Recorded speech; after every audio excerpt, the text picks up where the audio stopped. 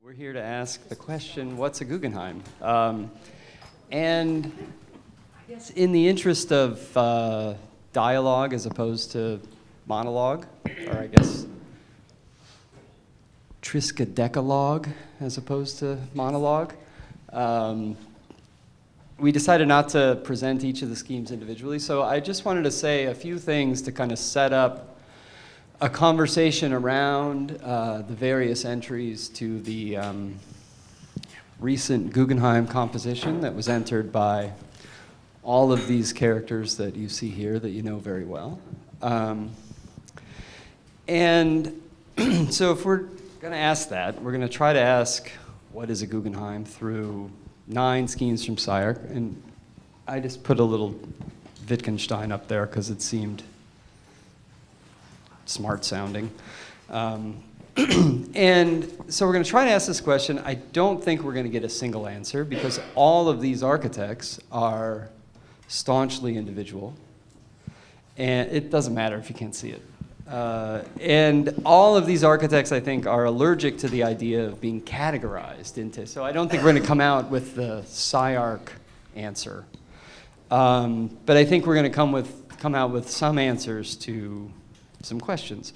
So what I wanted to do was just to frame rather than see the individual schemes, was to frame a more general conversation in terms of formalism.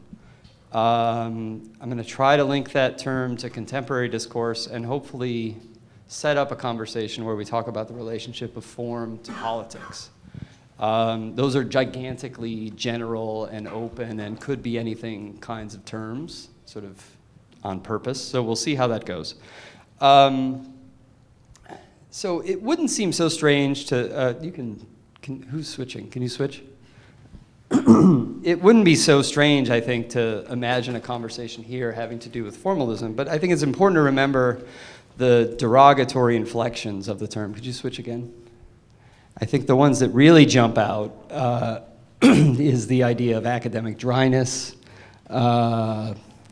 operating without regard of consequences, and an excessive concern with form and technique. So the dictionary is going to tell you that formalism is bad. And it turns out, I think, that recently, a lot of contemporary conversation in architecture is pretty decidedly anti-formalist.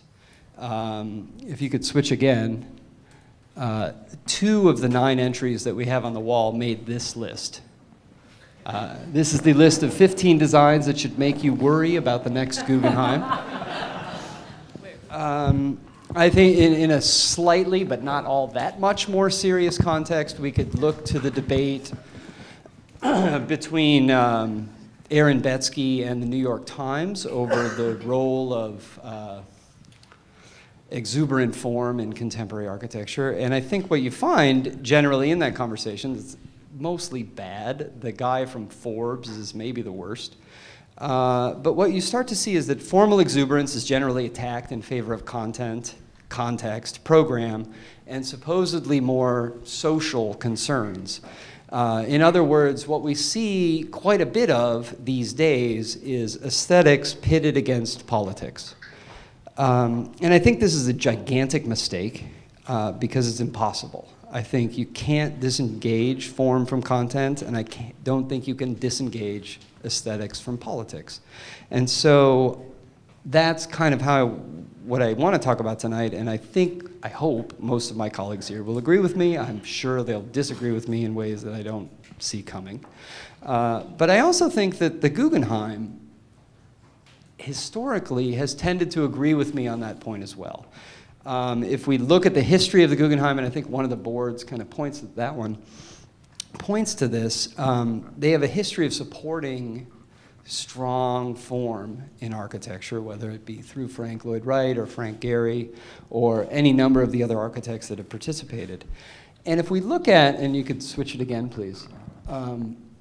If we look at the 6 finalists in the current competition, what I think you start to see is that the Guggenheim has kind of shifted gears a little bit, that in these entries, I think in large part, typology appears to be trumping formalism. In the 6 finalists, you see 3 schemes that are based on gable roofs, 2 towers, 1 block.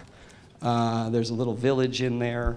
All of them, in fact, seem to genuflect to the site in conventional reverential contextualism. By contrast, I'm going to point out that I think all of the SCI-Arc schemes elsewhere on the wall are unapologetically formalist in a slightly different definition than what we might get from the dictionary. Now, I don't have time, obviously, to do like a serious formal reading of the 9 schemes. But I think that each of them, in deference to the brief in varying ways, they are contextual, but they respond to that context in a very different way. Rather than simply reflect Helsinki back to Helsinki or reflect the Guggenheim back to the Guggenheim, these schemes that we see on the wall, I think, very much reshape their occupants. They reshape Helsinki, they reshape the occupants. Hi, Craig. And they reshape it in terms of their various formalisms. Now, I'm sure this is where I get on some fairly thin ice, but I'm going to try to group ever so vaguely, ever so generally. I did this very quickly today, so don't hold me to it too much. But if we could start to look at the various schemes in terms of their general attitudes, I've come up with 4 groups, so I can take the 4 down to 9, or sorry, the 9 down to 4. And I think that the Thom Wiscombe scheme, the Oyler Wu scheme, and the Griffin Enright scheme, and again, they all kind of do the opposite at the same time, so take all of these not as this is what they are, but this is how they seem to start to operate. But those 3 schemes, the Wiscombe, Oyler Wu, and Griffin Enright, seem to be pretty aggressive objects positioned at the joint where the site jogs, that they appear to be in some way at odds or at least in contrast with the orthogonal city plan that's immediately adjacent. And their relationship to the ground, I think very importantly, is tentative. They touch very lightly, as if there's an attitude of the scheme versus the city in some way, or the scheme as a kind of deliberate contrast to the city.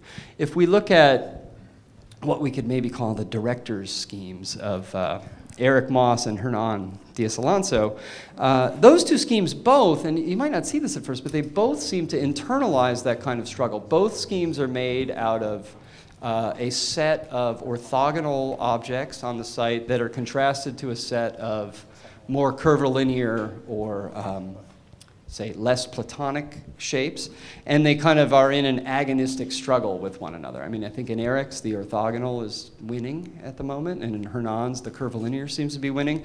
But in both cases, they seem to have internalized that struggle. In Hodgetts Fung, Jones Partners, and Idea Office, what I see, and again, this is what I see, and I'm sure others will see it differently, but there's a sense that planimetric regularity, which seems to bring the existing site into the site of the project, sets the stage for the emergence of formal exuberance in the mass and the section, so that we get fairly straightforward plans and fairly unexpected sections in those 3. And then the last one, in Pita Bloom, seems to do a very interesting flip on the more standard contextual approach, in which they do reflect the context back to that context, but they do it not through a kind of skinny mirror that makes it look slightly better than it would otherwise, but rather in a kind of funhouse mirror where, as if a kind of prism that destabilizes rather than reinforces the status of the surroundings.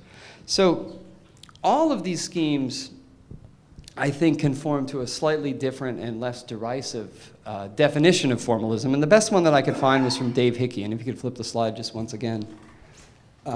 So Hickey, in his most recent book, wrote that formalism begins with an instantaneous sense of alien, patterned complexity. We stand before a work of art, or in this case, architecture, with no hope of understanding it and no choice but to try.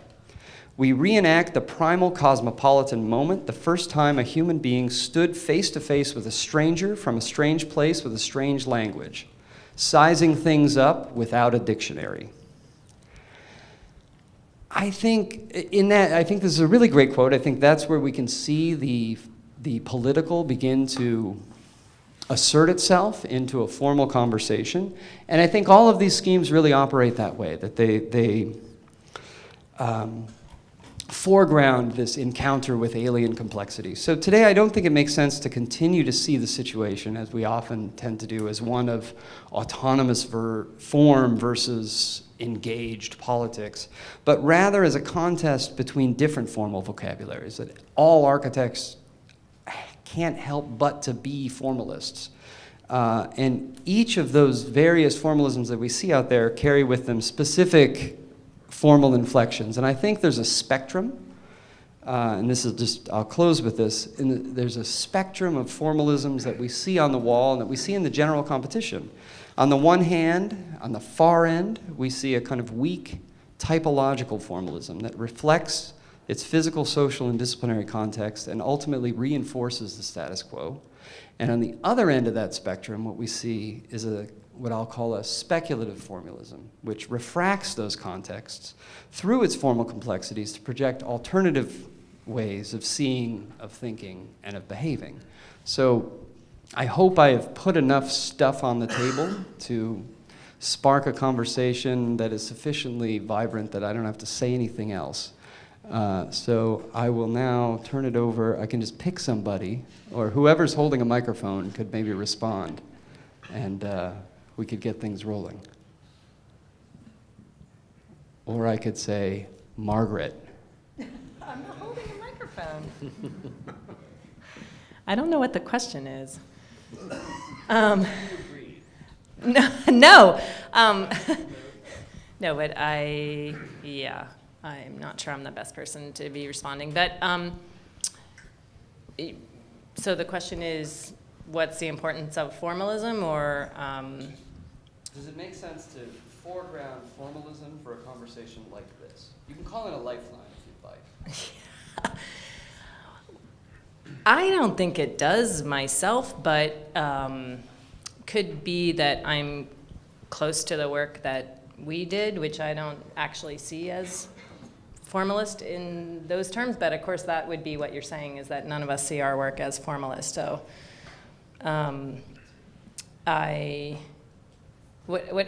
guess I'm more interested in the different archetypes that people chose, like whether, like in terms of how the piece distributes itself relative to the site, and to what degree it activates the site. So we saw, for instance, our project as being a very urban project, and even though our project's clearly an object, it actually is all developed from urban sensitivities and urban strategies. So even though it has an iconic kind of quality to the figure, the figure is made in whose purpose is to allow the reframing of the city. So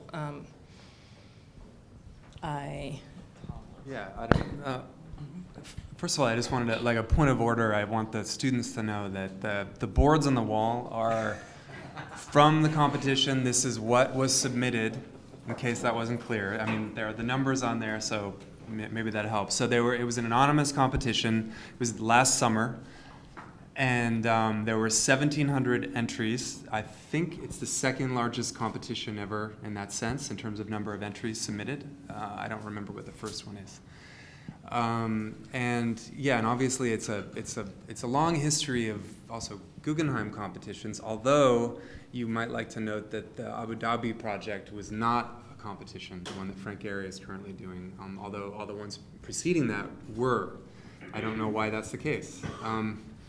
And so just to give a little bit of overview on the thing, and also the Guggenheim Foundation, I'd also like to mention, I mean, it began really in the 50s when Peggy Guggenheim sort of opened the doors of the Venice Guggenheim, which was more or less a house or a mansion, in I think 51, and that was the beginning sort of the physical location of the Guggenheim Museum. Before that, though, in 1946, I believe, or even before then, I think it was maybe during World War II, is when they started the competition for the so-called Museum of Non-Objective Art, which was to become the Guggenheim New York, designed by Frank Lloyd Wright. But that was the first phone call that was made, was during World War II. In the meantime, a lot of things happened. The war happened.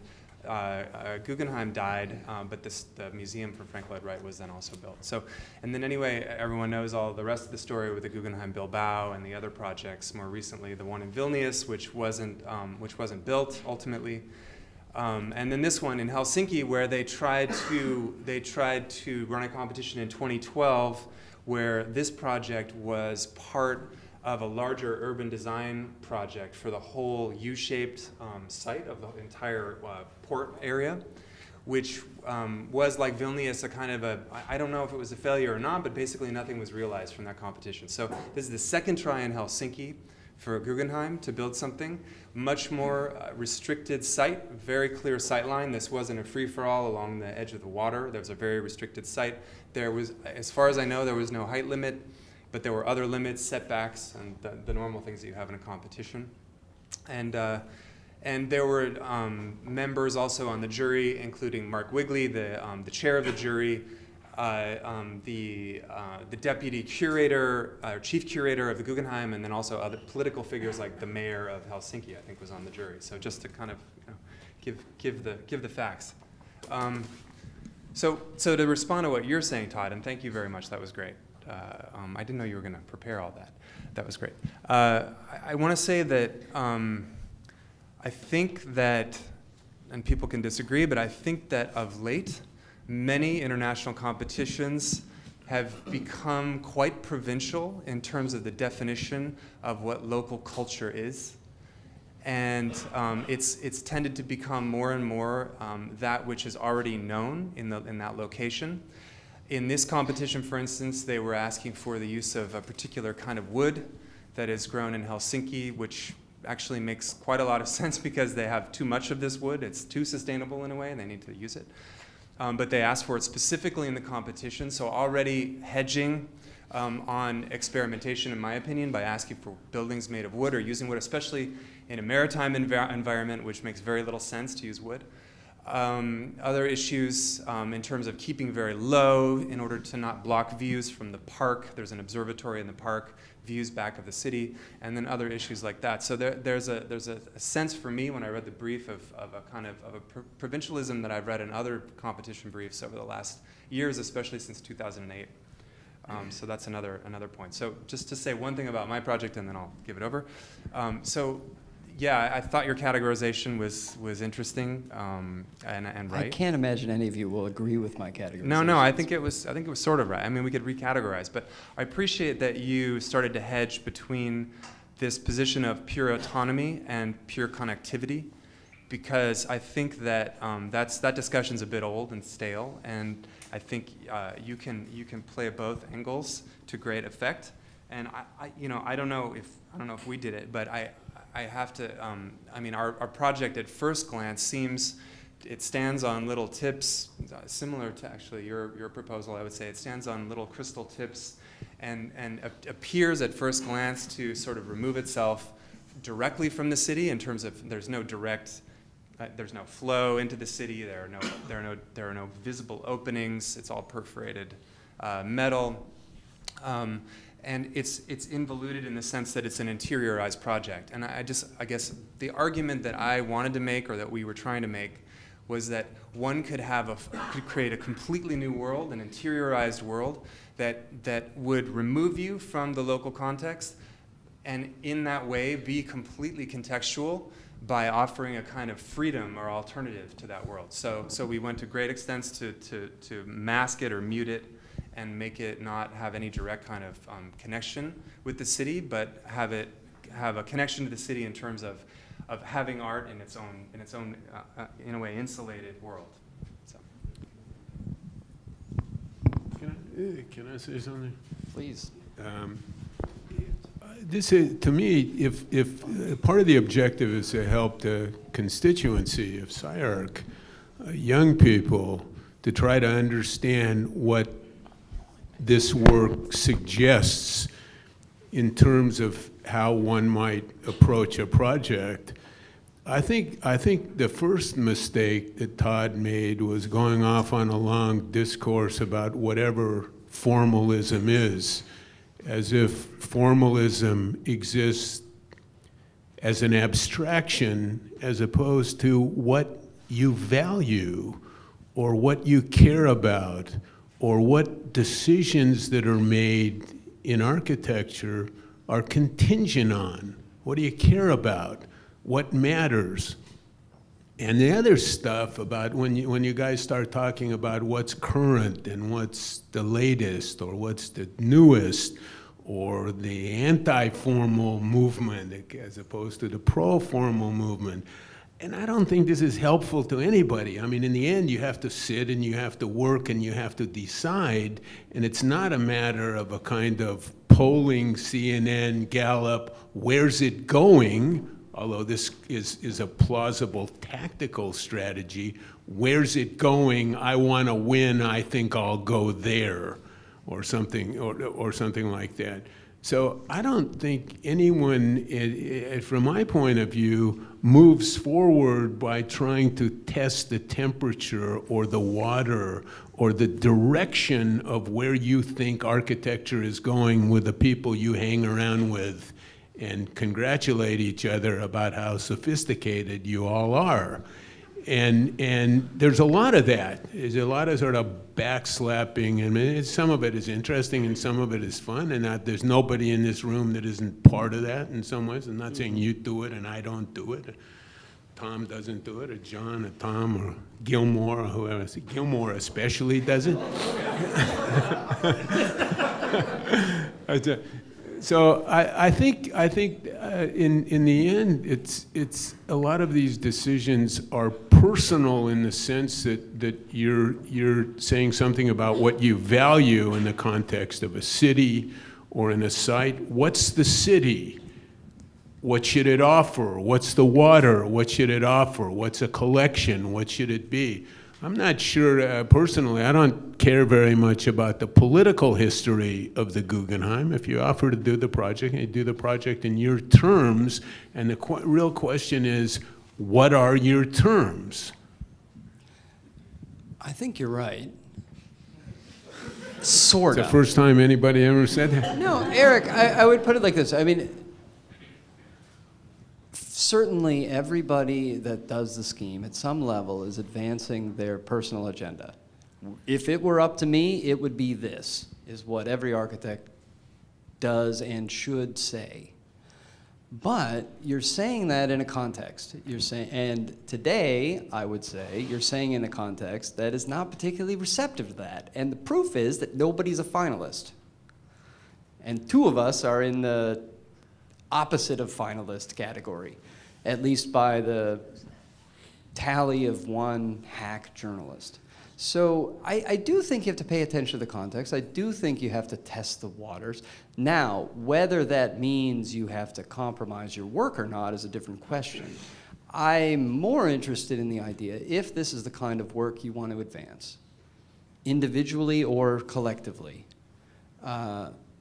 do you advance it by belligerently going it alone, like you take the lone wolf approach, or do you work, perhaps individually, perhaps as part of a collective, to change the conversation?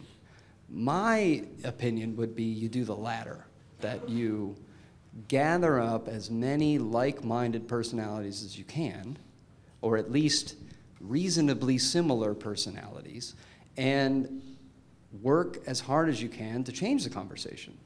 And I do think the conversation is pretty shitty right now, and I think it could be better, and I think that the work that we have on the walls here is part of making it better. And so whether or not I got my definitions right or anything, I don't care if I did, I'm sure I didn't.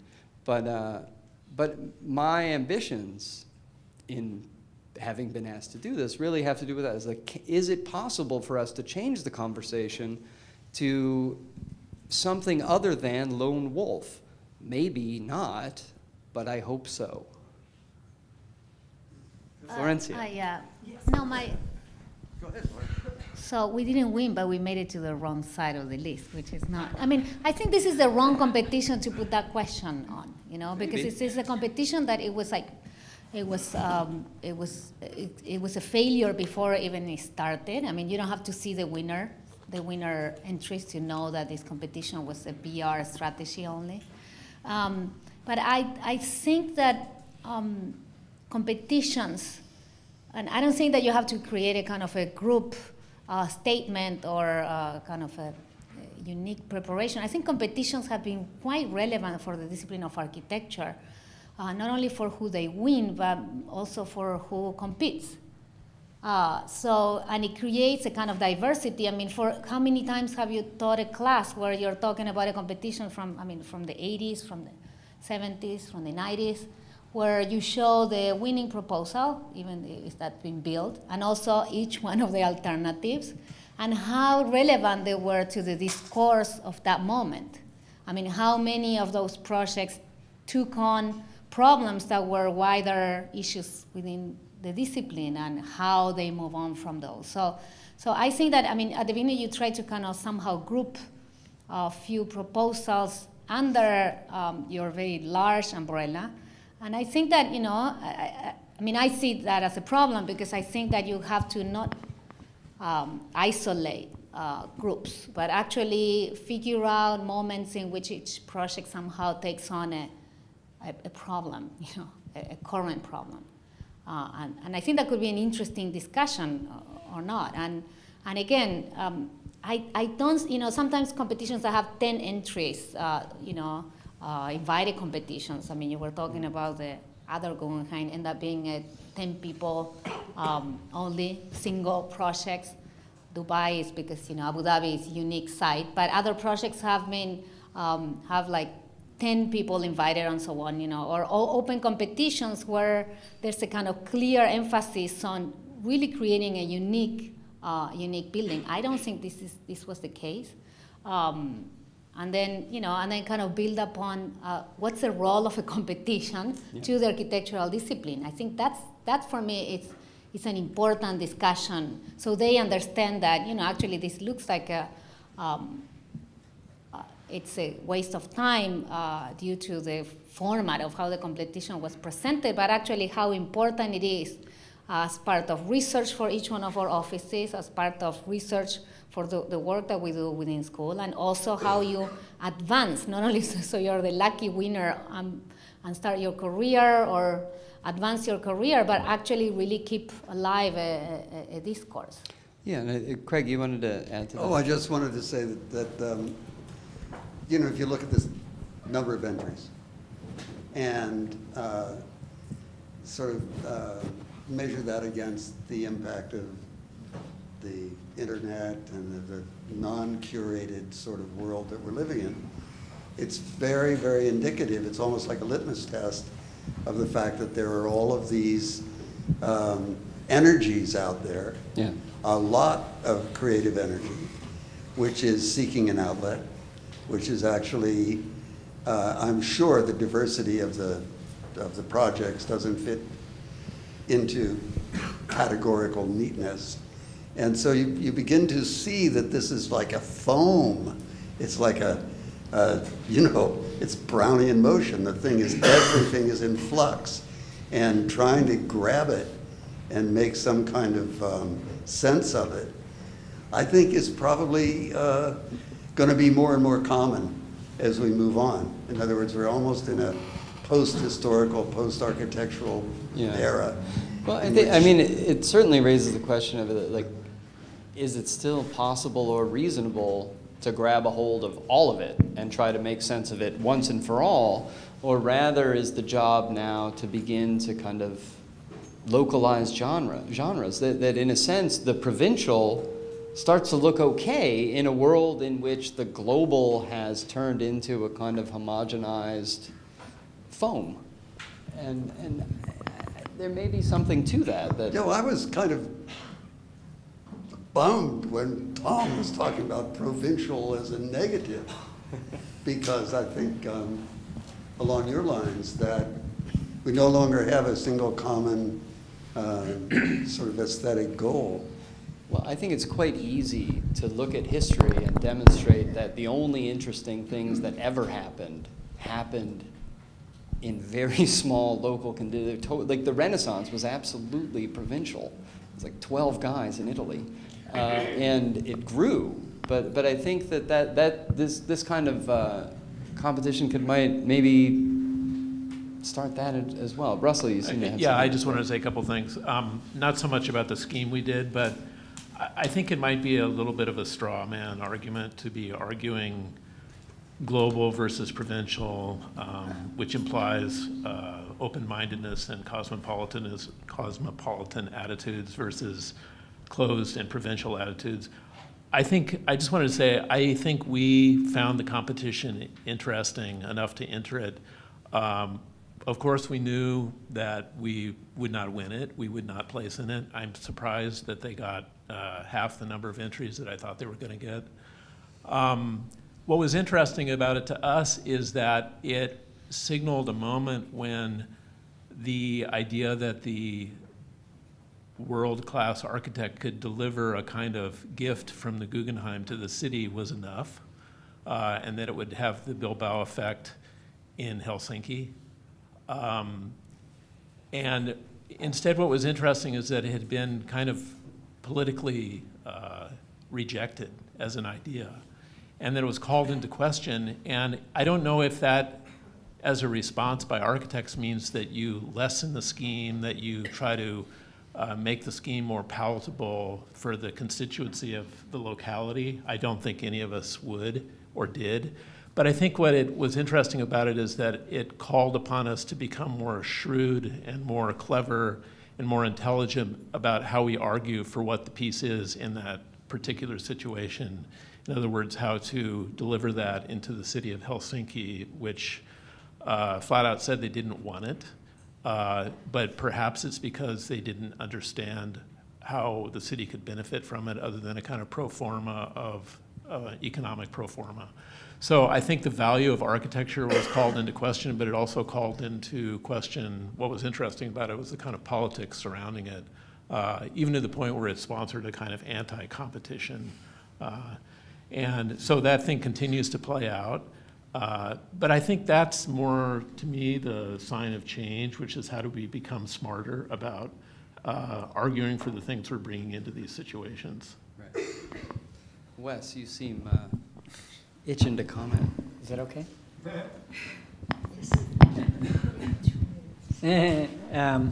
I have to say, we approached it as a game. Like all architecture, all experience, all creative enterprise nowadays, I would put under the general heading of a game attitude, in the sense that, you know, as the world used to be a book, it's now a game. And it's a game that everybody up here is familiar with. I'm a little surprised at hearing some of the analyses of what happened, what, quote, went wrong, and that sort of thing, because it seemed to be pretty straightforward. We certainly didn't guess right in our own playing of the game. We guessed that everybody would do renderings, so we decided not to. That didn't help necessarily. But what we principally didn't guess right in the game, and not to address all these other meta issues related to formalism and politics and all, which we tried to address in our project, as every architect should in their project, was the reading of the chairman, who we all knew as Wiggly, and the second guessing of what the approach he would probably take. We assumed that because it was Wiggly, there would be no chance in hell for anything like SCI-Arc typically produces to make a headway there, that Wiggly would not do a Wiggly building, and by that I mean formal Wiggly as opposed to the kinds of things he's interested in. But beyond that, it should have been obvious at the outset, given him and his recent interests at Columbia and everything, that the take that he did finally, the approach he finally did take at the end, which he was very explicit about in his report, was to permeate what he considered to be 6 schemes that took on the issue of what a museum is or could be, fragmenting it and being as far away from the traditional understanding of the museum as possible. In other words, he took on a game that we all assumed was, let's one-up Frank Lloyd Wright, Zaha, Gehry, and all the other Guggenheims that have established this from the outset as a strictly or primarily formal exercise. I mean, how could you not pursue it that way with that kind of history of canonic examples? And so the first move, we should have recognized that he would go against that, being an old decon guy, and try to do the thing that was programmatically interesting, or interesting on a planning basis, but was completely aformal. So, but there should be no surprise that, therefore, the 6 schemes that were presented are not formally interesting on any basis to anybody in this room who are interested in formal exercise, because they're all about all the other things. Those are people who played the game better and read the fact that he was a juror as being a opportunity to criticize, the whole idea of the museum. Well, Okay. I mean, it's like so cynical the way you describe this, because I mean, I would say that well, All we have to 1,700 wait or all until, 9? huh? But I mean, when you do a competition, it's like it's really a way to put out your belief. This is what you do. It doesn't really matter. It's a thesis, and it doesn't matter that whether you win or not, right? I would hope. I mean, it's not a game. I mean that you characterize This is a it. game right here. I don't Which is agree not with to you. say that it's I not don't. serious. It I can don't be agree. deadly serious. It's not a game. I mean, you're being very cynical by saying it is a game because like, okay. But the fact is, I want to go back to the notion that Todd was talking about formalism and about iconic and the Bilbao effect.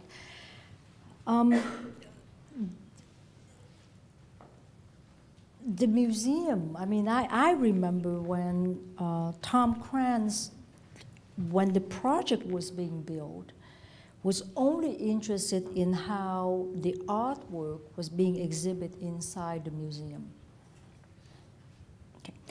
And to that extent, there is a kind of dichotomy of understanding what the project is. It's a museum to exhibit art, or is a museum which is provincial in the sense that it is contextual to the place itself.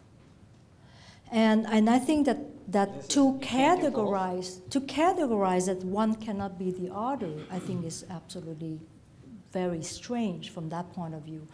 And I think that I don't believe that the Guggenheim is all about icon from that point of view, because if you look at all of this, and I don't see that all of them is all about icon. Some of them never get built, they're all competition to begin with. But I think that what is more important from my point of view as a point of departure is the nature of museum as we speak of. I mean, we were having this discussion of what is a museum, what is the context, and because right now the museum is different, so we don't believe that museum should be an icon. We don't believe that the museum should change.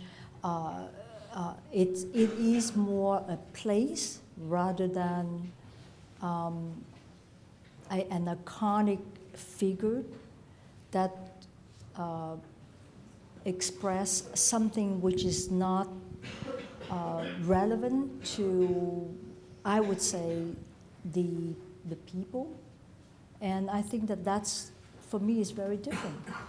I want to jump in with Wes, your comments about game, and I would probably agree on a lot of what you said, but it occurs to me as you go through it, have you ever heard of overthinking the problem, which is sometimes a victim of their own game strategy?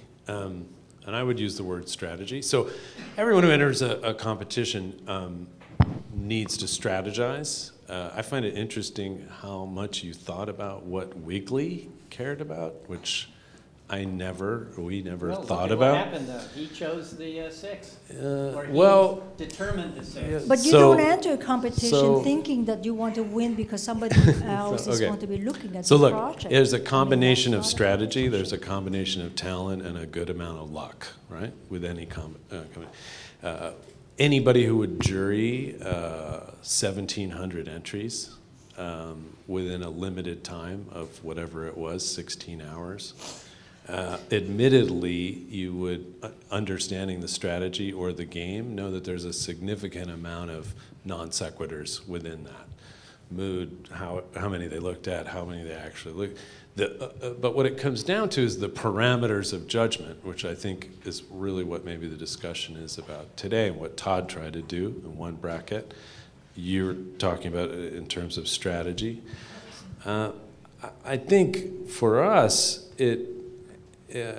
one has to understand obviously the history of the Guggenheim and the object, the notion of the iconic object and the history of it. To avoid that, and we struggled with that problem. I think at first I said, let's not do it, forget it, it's dead, the problem's dead.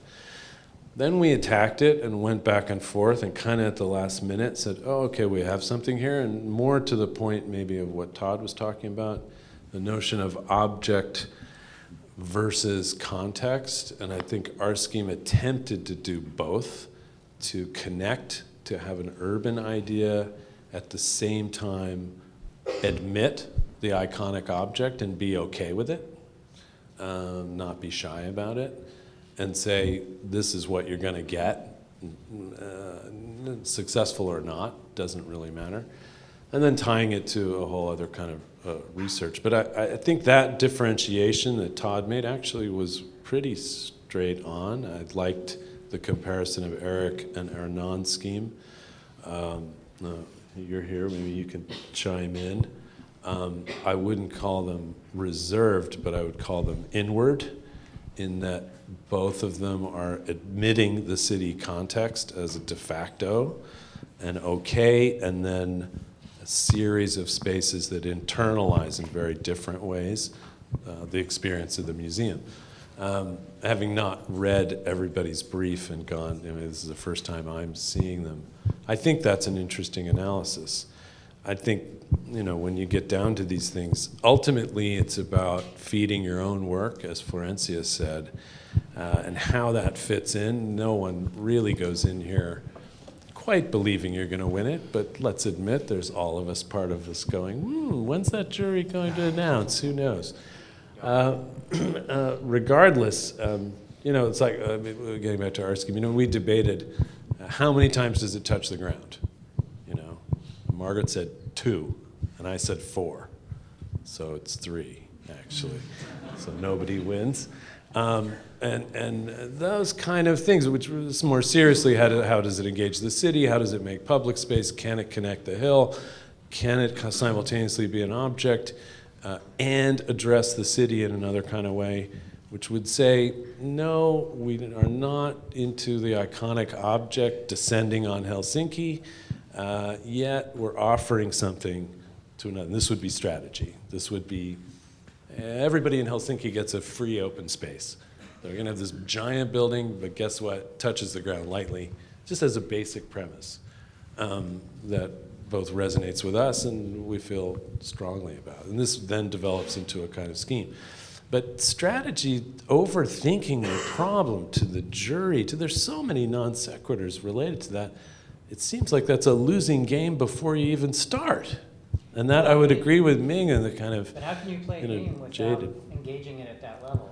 I mean, it's not, I think the reason If there are why- no rules to the Yeah, game, the reason why we then- all played this game was so we could do this, really. We're playing the game for each other's benefit, not because we expect to win. I mean, it's a crapshoot, 1,700 entries, are you kidding? But we play it so that we can have the dialogue amongst ourselves, such as Jeff is trying to make the case that SCI-Arc has been doing for 10 years. I'm not sure in August I predicted we would have a symposium on these schemes. No, but we all talked. maybe you did. That's okay, yeah. But let me just, part of the game I think having this internal dialogue is part of it. I hope it's not all of it, because that seems kind of sad.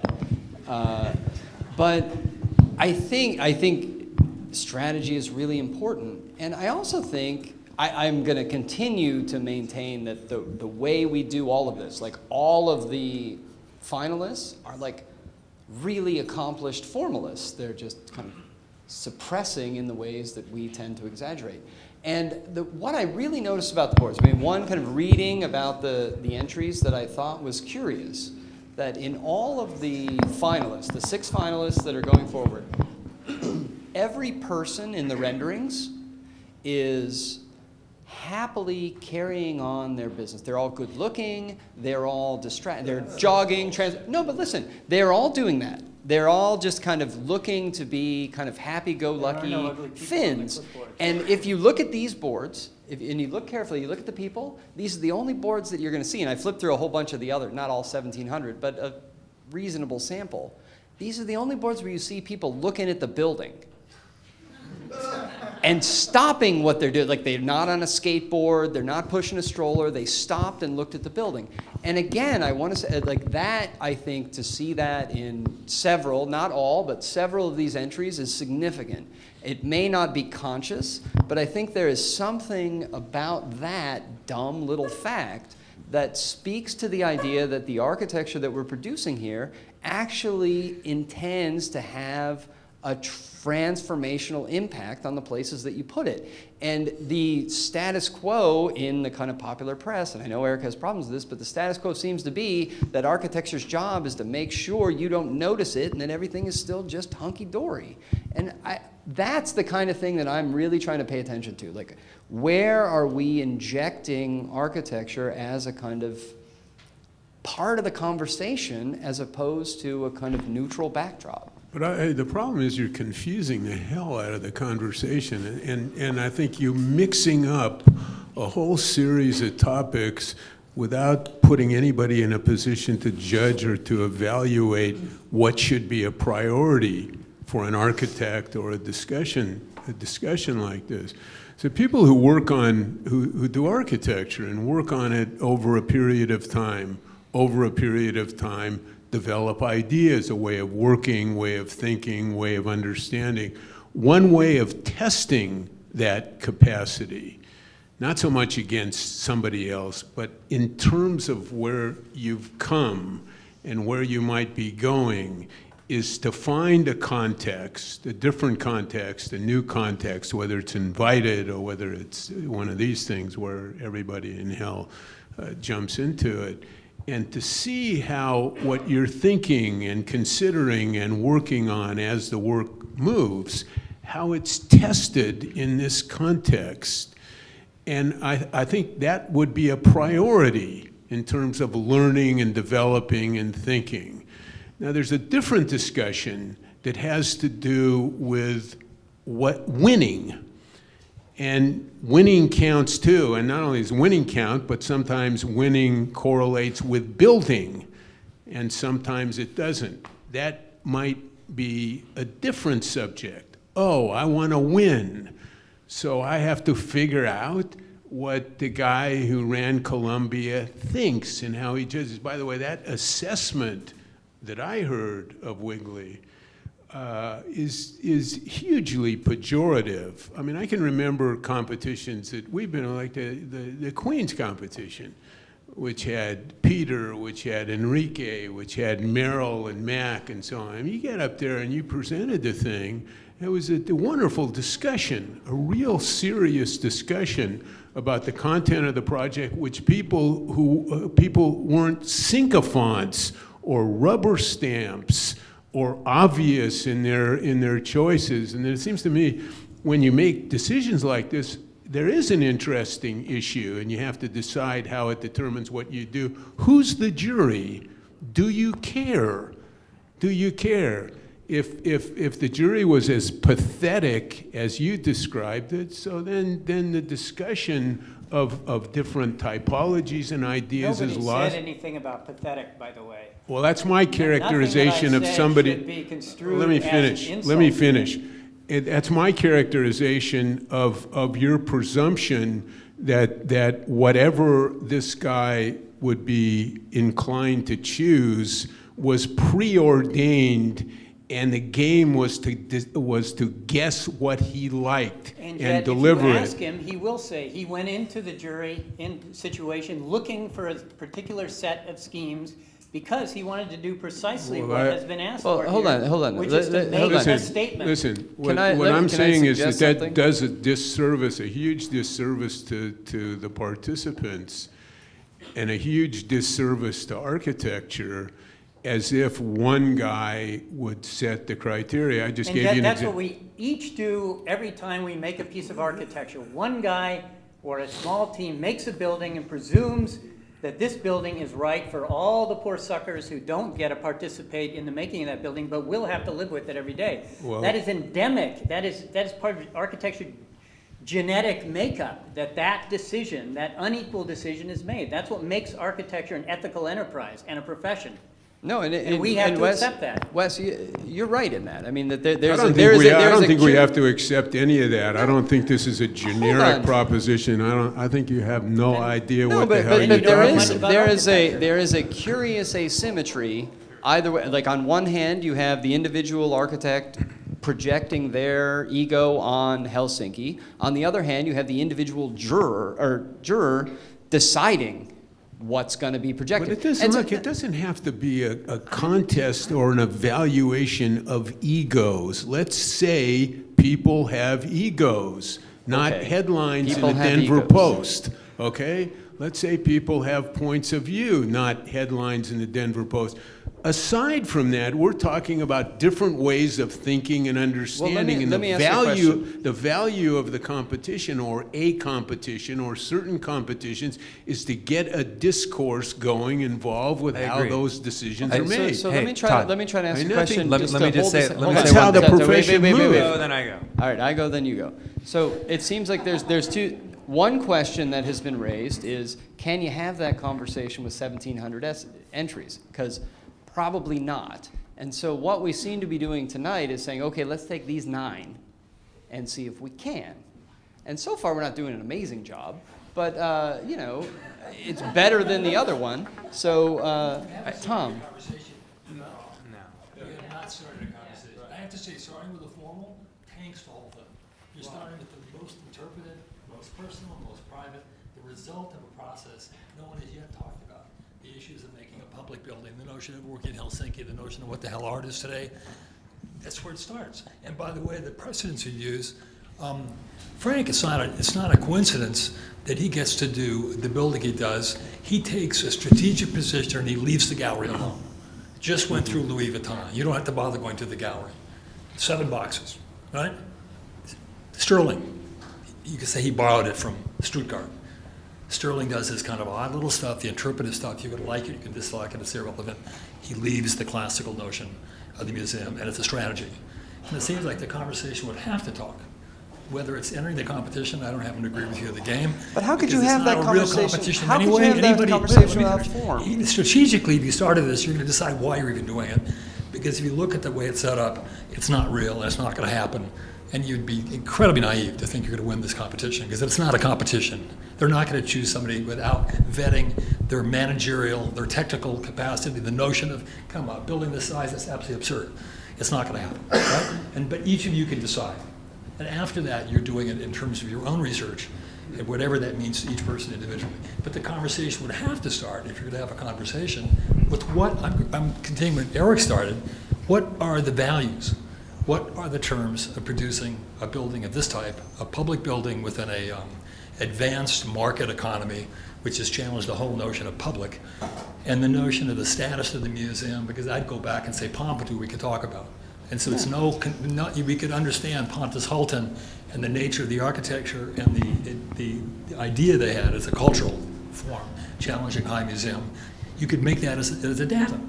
You could talk about it. It had a political, cultural, social kind of position, and that's what has to be done. If you're interested in these people understanding how you reach this, don't you have to start with the generative material of the beliefs? I'm going to go back to Eric and the values and the beliefs you're talking about. But if you're gonna, but here's the, I mean, now we're talking about the politics of the project. What's it take to make the project? Where's the money come from?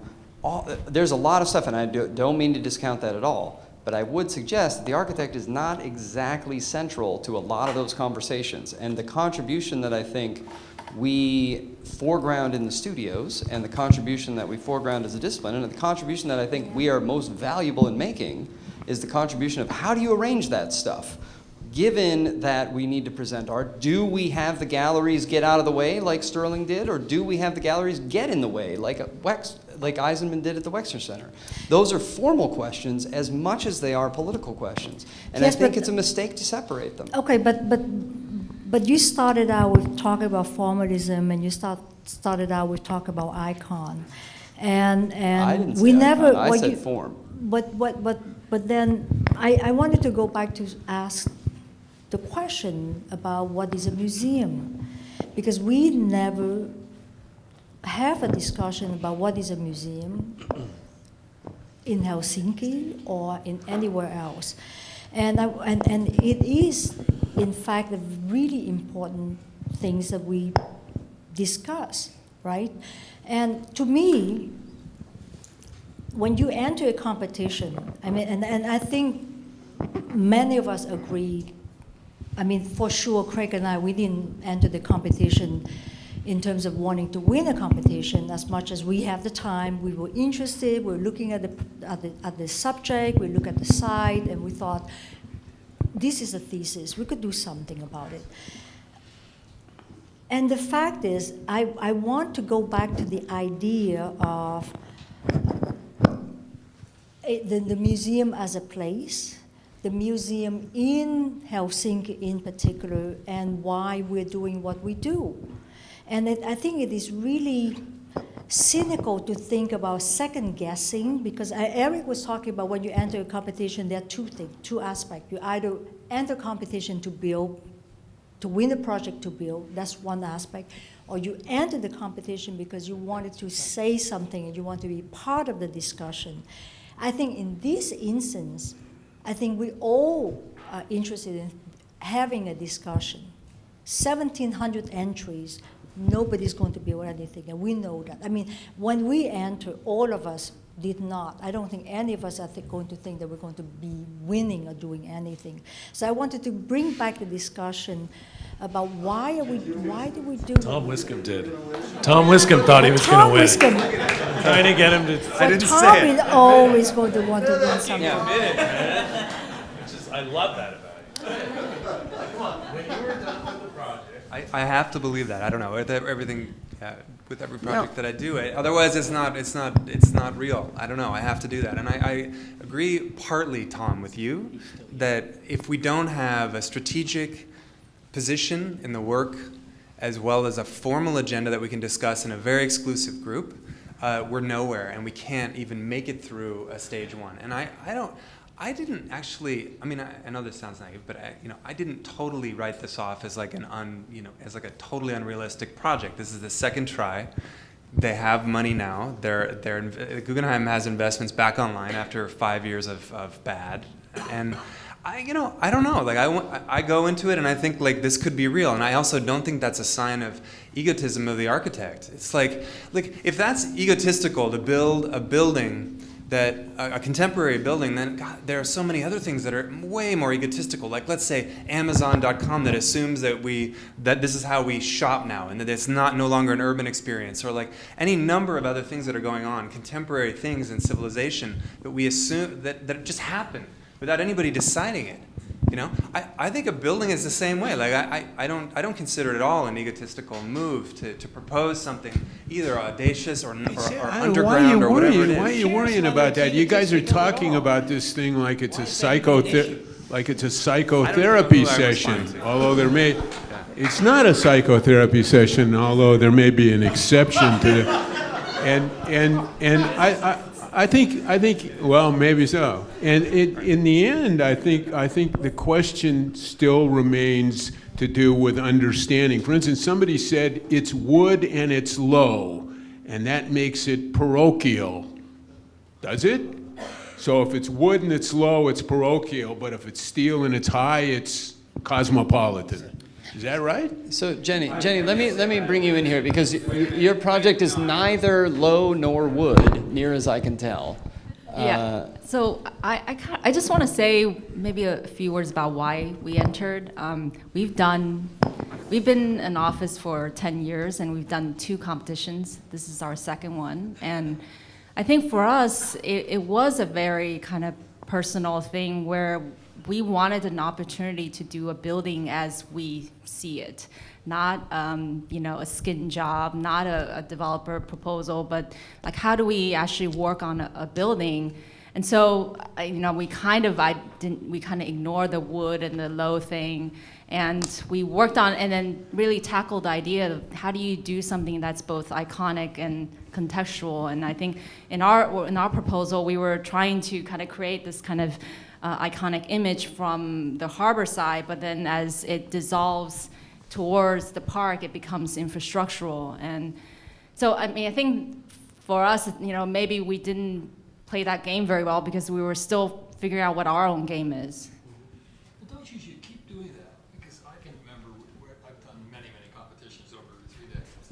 And you start, and you're somewhat naive, and okay, personally you want to win or do you think of it, but I agree, that's a totally psychological, doesn't matter. Some people need to think of that and some don't. But as you move through the cycle and you're on your 4th or 5th one, I think by nature you get more strategical. And you understand that you have to stake out a definable territory. And if you're on the jury, then the other side, and you're doing the same thing and looking at John, when we did spray book, we stopped at 3 weeks, we're about to invest another month, and the discussion was, is it worth the investment in capital and in people to continue this? Do we have a position? Right? And we had a very long conversation, and 800 people did this competition, the spray book, the government center in Berlin.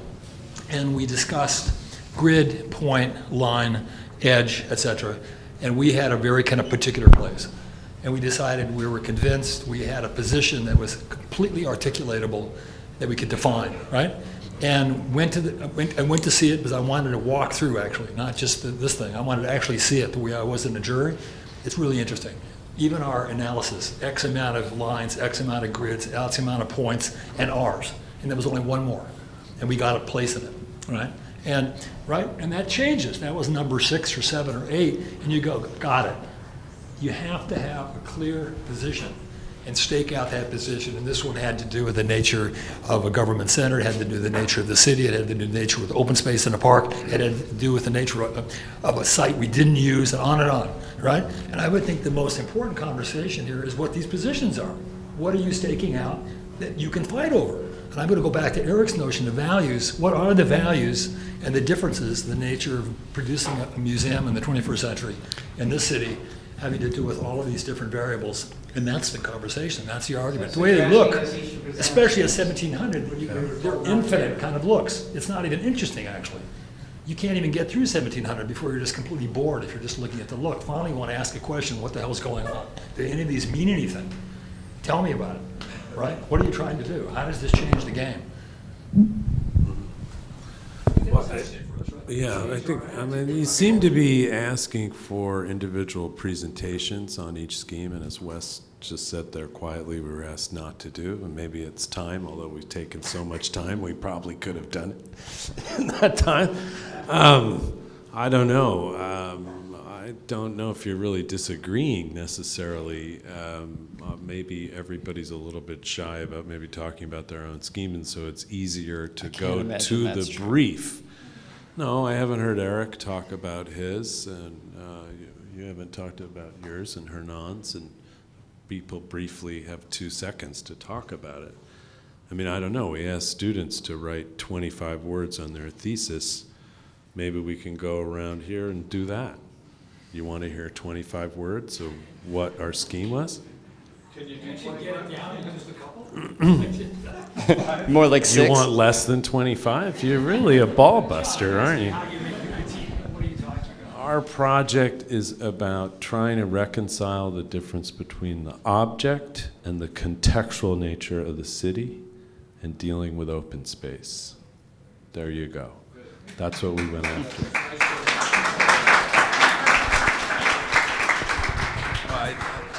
I don't want to repeat myself, but I think I kind of said it, that I guess our project is trying to exhibit a kind of autonomy without fully connecting literally with the context, either through transparency or surface. Avoid adverbs. I guess for us, the idea was just to create an inverse museum in which the galleries were completely touching the ground and was the only thing connecting to the ground. And we wanted to just cover everything with a simple envelope, which is in contrast with what we always do. We always want to go very, very exuberant in the envelope, and we just wanted to inverse that and create the articulation in the masses inside and leave the envelope very clear. That way we can free the ground. Me, hot potato. Oh, Ming's going to disagree. I went all, wait.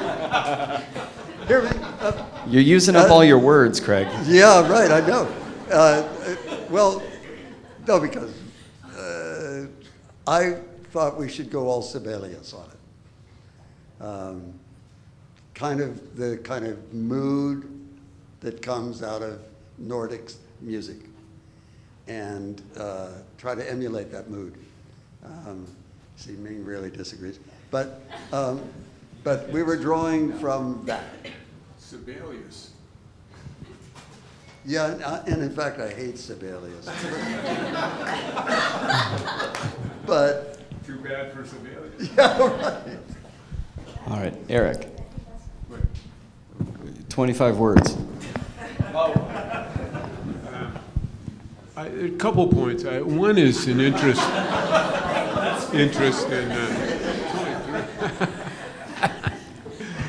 in contemporary art and how that might be presented, what it was and how it might be presented.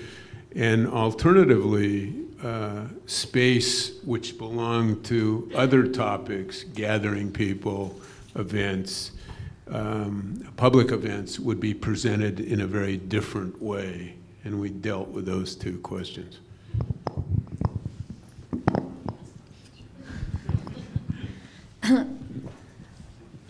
So our project tries to, some criticism in regard to the issue of provincial contextualism. So even though it might seem within that realm, but what we really look is a kind of an awkward contextualism, and then really played out the notion of typology, kind of challenge a typology and not look at museum typology, but actually embed, in this case, the courtyard typology, which is also contextual, and somehow transform it into a museum type. So both issues somehow depart from this awkward contextualism. Our project tries to do two things simultaneously. Strategically, and because it's a political problem in the city, is to have the building to offer something to the city in the form of the rooftop park, which has in one way nothing to do with the museum, but everything to do with the city. So it's an opportunity to continue that kind of network of green space in Helsinki, which is highly valuable. And on the other hand, at the same time, offer a kind of strong architectural formal expression and we were interested in how the two wouldn't compromise one another. So it takes advantage of the idea of a kind of strong figuration over a landforming. Our project continues our own research in how line work and surface can come together. And in this specific case, how in this project we were actually pitting one with the other. So from the harbor side, seeing it as the surface becoming something iconic, and from the garden or the park side, it becomes infrastructural and structural, and then within the museum, these two comes together to make the space. As thesis guy, I am always mindful of the responsibility to be able to do what you've asked us to do now. So of course, 25 words is what we asked. Yeah. So we, as architects, unapologetically took up the challenge implicitly offered by this image here to add another icon to the canonic list, join the legacy. But on a political side, we recognize the difficulties that presented in terms of the the imposition, the ethical dimensions I was talking about previously. So what we decided to investigate was the idea of a near figure, which is something that would accept the natural human inclination to read, look for legibility and understanding and meaning, but in the case of a near figure, never ultimately satisfy it, always deflect it, always leave open the opportunity for other readings, to avoid the unfortunate problem that examples from the past, like Sydney Opera House, have of readings that become canonic that are not at all what the author intended. So again, we tried to go ahead and do the big figure and that sort of thing, but make it such that it was impossible to be resolved into a single interpretation, but would change with each experience of it. Ming, did you want to correct Craig? No, I actually agree with him, but I think Groundbreaking. All right, well, we've got one last counterpoint then. But I wanted to add to what Craig was saying in terms of the booth is that our project is really to be non-figural and non-iconic, and it has to do with the kind of Arctic landscape, and so we wanted to suppress that. So one other point to add, worth thinking about, at least for me, is the idea that going around the room and reciting one or two points that seem to locate your project on this site at this point in time. And there's another very different possibility that it actually isn't this project at all. This project is one project on a line of multiple projects over a long period of time, approaching a number of goals. And one interesting question that could be asked is, what did you take away? What did you take away from the project when you did it? What do you know now?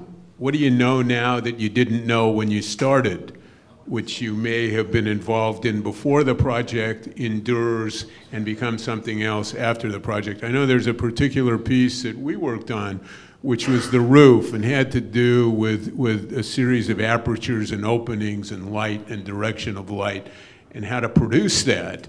And we hadn't done it before. It was useful to us, and it immediately showed up in something entirely different. So the idea that this would have to represent a position which is unique to the project or unique to the site is not so, that it's a continuum of learning. And what's important is, what's essential is, and I can say this with some confidence, I took something out of it that I didn't have going into it, which was extremely useful to me. I think for me, it revolves around that rather than a tactical position that belongs to a particular venue. I just wanted to add one thing, maybe building on that a little bit. What I thought was really interesting about this museum and this site for this museum was the idea of like a museum at the edge of the water. And so part of what we were trying to do was really think of the museum as a kind of connecting device, as something that could provide a new connection between the city and the water, and really be a kind of mediating condition between the kind of scale at the edge and then the scale in the city. And I think, like, if you think about the different Guggenheims, the notion of its condition as this edge of the water is a super interesting condition, and like gives the museum as a whole an opportunity for a kind of another public face that I mean, of course, Guggenheim Bilbao is on the water, but it's not, this body of water is also much, that one is it's a river, but I just think that this kind of, the way that it really could redevelop this edge and help reconnect the whole city to the water, I think that's a really important role that the Helsinki could have. And so when I saw some of the final projects, and you see the ones that are kind of these blockades between the city and the water, it seems like that's I don't know, that's not so helpful to the city. So it seemed like an opportunity for the museum to kind of do more than just have the galleries, but become a device for the city to connect itself to the water. Well, there's tons to chew on there, but we're about an hour and 20 at this point. We're supposed to go an hour. I want to just say thank you for those overtly formal descriptions of your projects, every goddamn one of them.